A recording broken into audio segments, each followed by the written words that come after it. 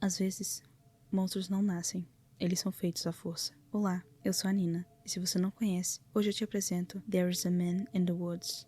Essa é uma animação de 2014, produzida por Jacob Strelin, acho que é assim que se fala, e está disponível no YouTube na íntegra. Eu vou deixar o link para duas versões, uma em português, feita por esse canal que eu coloquei aqui na tela, e outra em inglês, disponibilizada por também esse canal aqui que eu vou colocar na tela.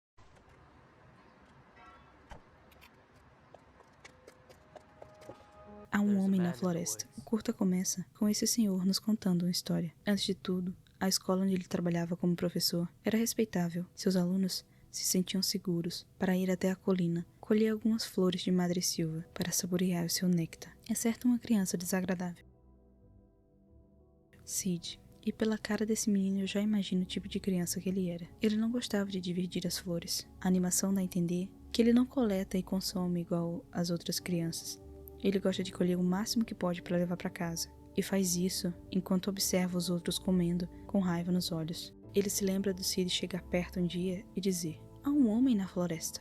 Tá tudo indo bem até esse menino vir com essa história. Foi com essa frase do Sid que tudo começou. Claro que até aquele momento ninguém tinha visto esse homem, além do Sid. Então ele começou a contar para as crianças como o homem da floresta era. Esse homem, de acordo com Sid, era um serial killer. O tilintar de sua arma significa perigo, uma visita à enfermeira, ou pior, um carro funerário. Claro que as crianças acreditaram no que ele falava. Olhem bem ali, aquele homem tem ouvidos de morcego. Nós juramos, os olhos amarelos e loucos. Nós vimos algo enferrujado. Sua espingarda? Tem que ser. Eu vi uma coxa decepada de uma senhora. Tudo aquilo parecia absurdo para ele. E cá para nós era mesmo. Mas as crianças não percebiam que mesmo com todo aquele suposto perigo, o Sid ainda ia atrás das flores de madressilva todos os dias.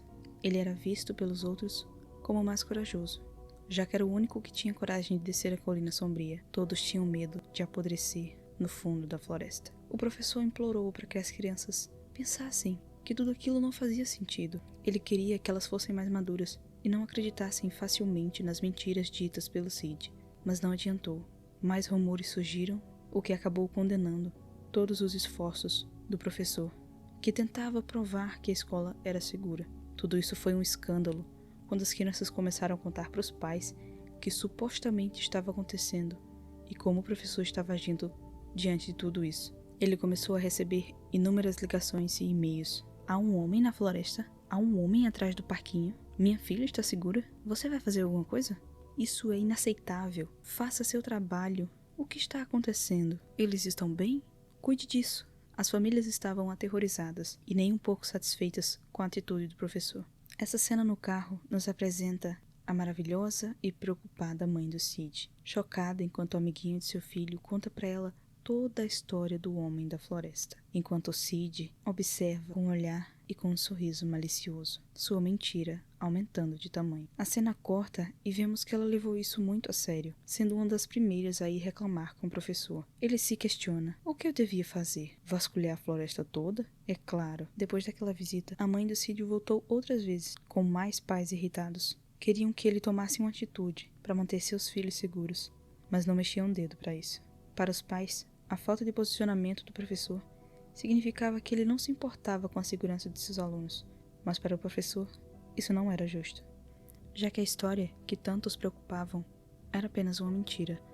Ele comenta que se arrependeria se a ameaça real existisse e ele tivesse ignorado, e alguma criança inocente tivesse sido sequestrada, mas não foi esse o caso. Para o professor, a mãe do Sid não queria admitir que seu querido filhinho seria capaz de produzir uma lorota tão bem elaborada. Ela insistiu tanto que seu querido anjinho seria incapaz de criar uma história tão incrível. Ele tem uma imaginação imperativa, mas nunca seria capaz de mentir. Ela questionava o professor como ele poderia acusar uma criança de ser desonesta. Não demorou muito para que a associação de pais e mestres entrasse em ação.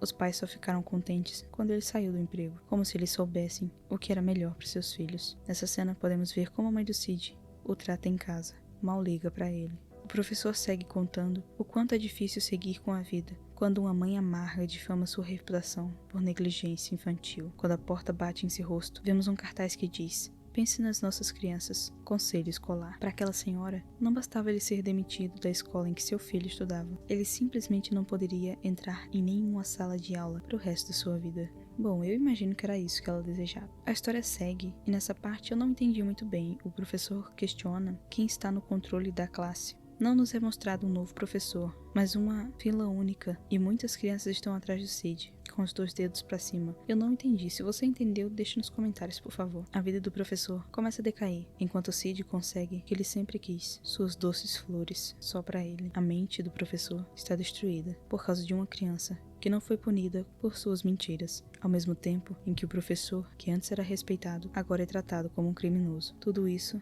leva esse homem à loucura. A vida dele estava apenas começando. Era um professor dedicado e as crianças tinham sorte de tê-lo. Em meio ao caos, ele pergunta: "Você viu o que fez?" Tive que pausar para ver o que ele estava falando. E pelo que entendi, a escola agora está à venda, ou abandonada, diferente do começo da animação. Ainda no meio do caos, ele manda um recado para o Sid.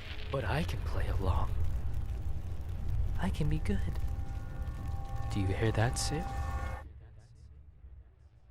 There's a man in the woods. Eu gosto da mensagem que ele envia. Como eu disse no começo do vídeo, às vezes monstros não nascem, eles são feitos à força. Todas as mentiras egoístas e a recusa da mãe de reconhecer a verdade, tão óbvia, transformou toda essa situação em uma tragédia. No fim, a mentira de um suposto homem armado na floresta se tornou real, e como Sid era a única criança a ter coragem de ir até as flores, ele foi o único vulnerável. Sua mentira custou não só o emprego de um homem, mas a sua vida, e esse homem transformou essa mentira em algo assustadoramente real. Ele garantiu que o Sid pagasse pelos danos que sua mentira causou. E é assim que pessoas boas se tornam más.